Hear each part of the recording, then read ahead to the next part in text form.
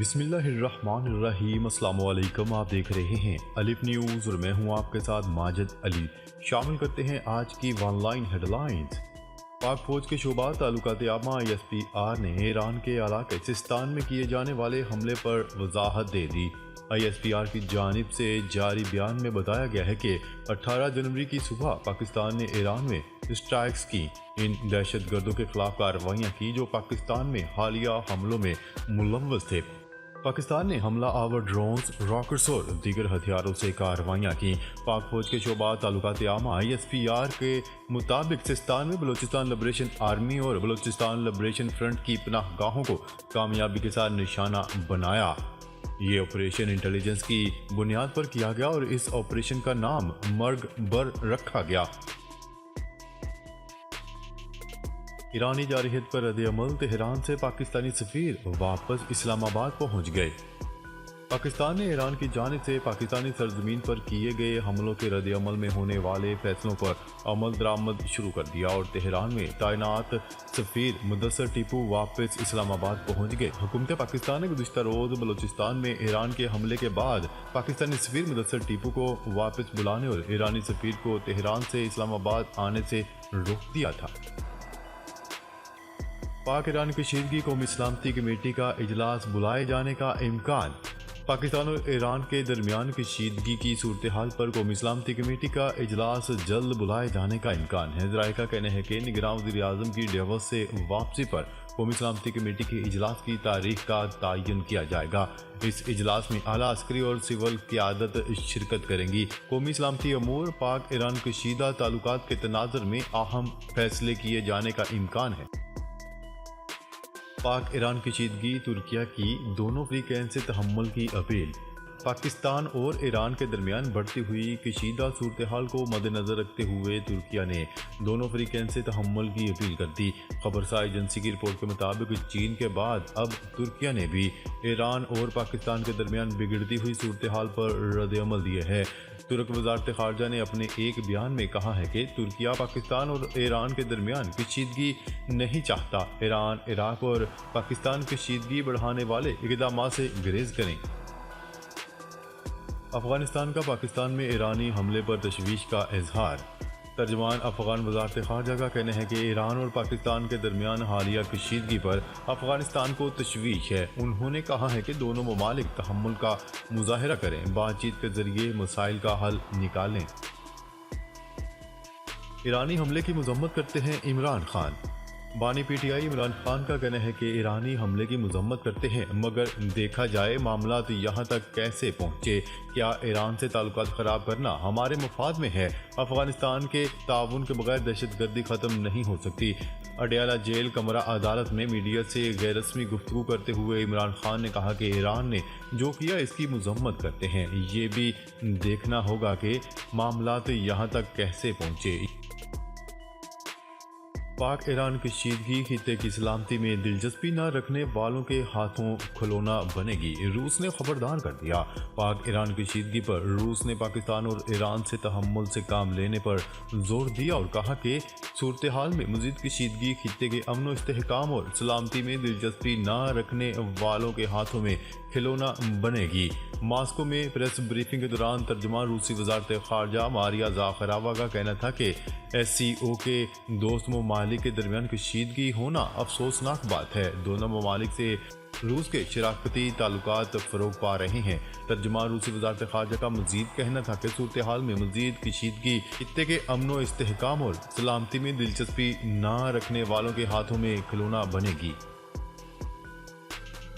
بحیرہ احمر میں حملے جاری رہیں گے، حوثی گروپ نے واضح پیغام جاری کر دیا۔ یمن میں حوثی گروپ نے کہا ہے کہ امریکہ اور برطانیہ نے یمن میں تازہ حملے کیے ہیں، بحیرہ احمر میں حملے جاری رہیں گے۔ اس سے پہلے حوثیوں نے خلیج عدن میں امریکی جہاز پر حملے کی ذمہ داری قبول کی تھی۔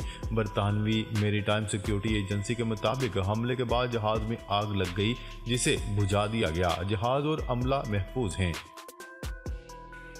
بحیرہ احمر کی کشیدگی، امریکہ کے یمن میں حوثیوں کے ٹھکانوں پر مزید حملے۔ امریکہ اور برطانیہ کی جانب سے یمن میں مزید 4 مقامات پر حملے کیے گئے۔ امریکہ کی جانب سے ایک بار پھر حوثیوں کے مختلف مقامات کو نشانہ بنایا گیا۔ حوثی میڈیا کے مطابق امریکہ اور برطانیہ نے یمن میں مختلف 4 مقامات کو نشانہ بنایا۔ روس اور ایران میں اہم معاہدے کا امکان، امریکہ اور اسرائیل کو تشویش۔ روس نے اعلان کیا ہے کہ عنقریب ایران کے ساتھ اس کا ایک بین الریاستی معاہدہ ہونے والا ہے جس پر اتفاق رائے آخری مراحل میں ہے۔ خبرساز ایجنسی روئٹرز کی رپورٹ کے مطابق روسی وزارت خارجہ نے بتایا ہے کہ صدر ولادیمیر پوٹن اور ان کے ایرانی ہم منصب ابراہیم رئیسی بہت جلد بین الریاستی معاہدے پر دستخط کرنے والے ہیں۔ ولادیمیر پوٹن نے گزشتہ ماہ اس پر تقریباً 5 گھنٹے ابراہیم رئیسی کے ساتھ تبادلہ خیال کیا۔ یہ سب ایک ایسے وقت میں ہو رہا ہے جب دونوں ممالک کے درمیان تجارتی، فوجی اور سیاسی تعلقات بڑھ رہے ہیں، جس پر امریکہ اور اسرائیل کو سخت تشویش لاحق ہے۔ نسل کشی کا الزام، فرانس نے کھل کر اسرائیل کی حمایت کر دی۔ فرانسیسی وزیر خارجہ کا کہنا ہے کہ ان کا ملک اقوام متحدہ کی اعلیٰ عدالت میں جنوبی افریقہ کے اس مقدمے کی حمایت نہیں کرتا جس میں اسرائیل پر غزہ میں فلسطینیوں کی نسل کشی کا الزام عائد کیا گیا تھا۔ جاپان کے لیے بری خبر، جاپان کے لیے بری خبر یہ ہے کہ جرمنی نے عالمی معیشت میں اسے 4تھے نمبر پر دھکیل کر تیسری پوزیشن حاصل کر لی۔ غیر ملکی میڈیا کی رپورٹ کے مطابق جرمنی کی معیشت میں گزشتہ سال بظاہر 6% سے زیادہ نمو رہی۔ اس کے نتیجے میں وہ ممکنہ طور پر جاپان کو پیچھے چھوڑ کر دنیا کی تیسری بڑی معیشت بن گیا۔ جرمنی کی حکومت نے گزشتہ پیر کو اعلان کیا تھا کہ سال 2022 کے مقابلے میں 2023 میں اس کی GDP یعنی مجموعی ملکی پیداوار 6.3% بڑھ کر 41 خرب یورو سے زیادہ یا لگ بھگ 45 خرب ڈالر تک پہنچ گئی۔ امریکی وزیر خارجہ اینتھنی بلنکن کے طیارے میں خرابی کے سبب ان کے سوئٹزرلینڈ سے واشنگٹن روانگی تاخیر کا شکار ہو گئی۔ خبرساز ایجنسی کی رپورٹ کے مطابق اینتھنی بلنکن روانگی کے لیے ڈیوس سے زیورخ پہنچے تھے۔ زیورخ میں بلنکن کے بوئنگ طیارے میں تکنیکی خرابی سامنے آ گئی۔ طیارے میں خرابی پر اینتھنی بلنکن کو دوسرے طیارے کا انتظار کرنا پڑا۔ خبرساز ایجنسی کا کہنا ہے کہ بلنکن کے ساتھ دیگر امریکی عہدیداروں کو کمرشل پرواز سے واپسی کے لیے بھیجا گیا۔ واضح ہے کہ بلنکن عالمی اقتصادی فورم اجلاس میں شرکت کے لیے سوئٹزرلینڈ آئے تھے۔ امریکہ میں خون جما دینے والی سردی، ہلاکتیں 40 ہو گئیں۔ امریکہ میں ایک ہفتے سے سردی نے 9 ریاستوں میں ڈیرے ڈال رکھے ہیں، جس کے دوران ہونے والی ہلاکتوں کی تعداد 40 تک جا پہنچی۔ امریکی نشریاتی ادارے CNN کے مطابق امریکہ کی 9 ریاستوں میں برفانی طوفان، برفباری اور سخت سردی نے بڑے پیمانے پر تباہی مچا دی۔ سب سے زیادہ ہلاکتیں ریاست ٹینسٹی میں ہوئی ہیں، جہاں 14 افراد ہلاک ہو گئے۔ خبرساز ادارے کی رپورٹ کے مطابق سڑکوں پر کئی فٹ برف جم گئی اور ٹریفک کا نظام بری طرح درہم برہم ہو کر رہ گیا۔ پھسلن کے باعث گاڑیاں آپس میں ٹکرا گئیں۔ ایران دہشت گردی کا سب سے بڑا اسپانسر ہے، امریکہ نے بڑا الزام عائد کر دیا۔ پاکستان کے علاقے بلوچستان میں ایران کی جانب سے میزائل حملہ کیے جانے پر امریکہ کا رد عمل بھی سامنے آ گیا۔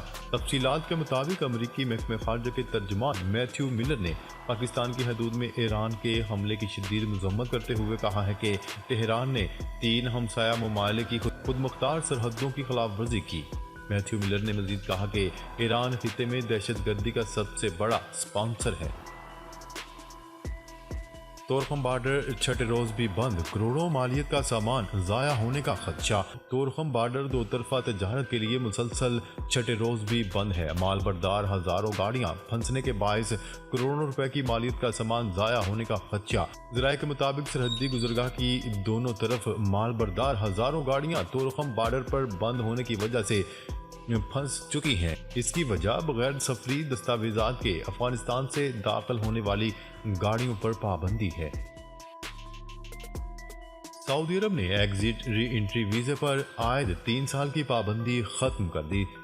سعودی محکمہ پاسپورٹ کی جانب سے جاری بیان میں کہا گیا ہے کہ ایسے وہ تمام ورکرز جو ایگزٹ ری انٹری کی خلاف ورزی کرتے ہوئے سعودی عرب واپس نہیں آ سکتے تھے، ان پر عائد 3 سال کی پابندی ہٹا دی گئی ہے۔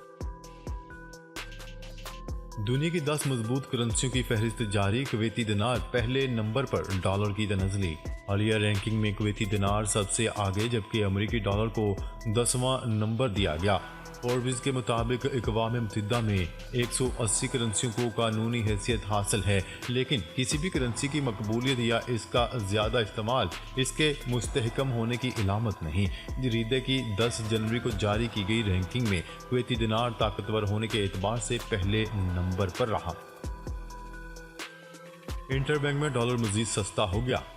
कारोबारी हफ्ते के चौथे रोज के इख्तिताम पर इंटरबैंक में डॉलर की कीमत में मजीद कमी रिकॉर्ड की गई। स्टेट बैंक ऑफ पाकिस्तान की जानिब से जारी आदाद और शुमार के मुताबिक जुमेरात को कारोबार के इख्तिताम पर इंटरबैंक में डॉलर की कीमत में मजीद 12 पैसे की कमी हुई, जिसके बाद अमेरिकी करेंसी की कीमत 280 रुपये 10 पैसे से कम होकर 279 रुपये 98 पैसे पर बंद हुई।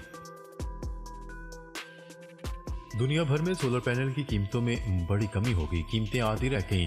यूरोप और अमेरिका के गोदामों में सोलर पैनल के ढेर लग गए। इंटरनेशनल एनर्जी एजेंसी की रिपोर्ट के मुताबिक 2023 के दौरान सोलर पैनल की कीमतें आधी रह गईं और इस वक्त भी मजीद कीमतें गिर रही हैं। सोलर पैनल्स बनाने वाले लागत में कमी पर तवज्जो दे रहे हैं और जिद्दत पर भी तवज्जो मरकूज किए हुए हैं ताकि सोलर पैनल्स की फरोख्त में इजाफा हो और मुनाफा भी बढ़े। नाज़रीन, अब तक के लिए इतना ही। मजीद खबरें लेकर बहुत जल्द आपकी खिदमत में हाजिर होंगे। तब तक के लिए अपना ख्याल रखिएगा। अल्लाह निगहबान।